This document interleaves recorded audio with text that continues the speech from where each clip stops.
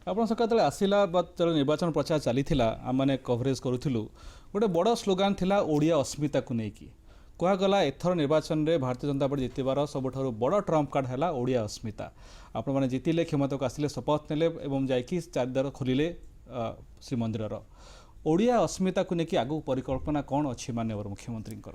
ଆମେ ପ୍ରଥମ ଥର କରି ଏକ ଓଡ଼ିଆ ପକ୍ଷ ପାଳନ କଲୁ ଏବଂ ସେଥିରେ ଏପ୍ରିଲ ମାସ 1 ତାରିଖରୁ 14 ତାରିଖ ପର୍ଯ୍ୟନ୍ତ ପ୍ରତ୍ୟେକଟି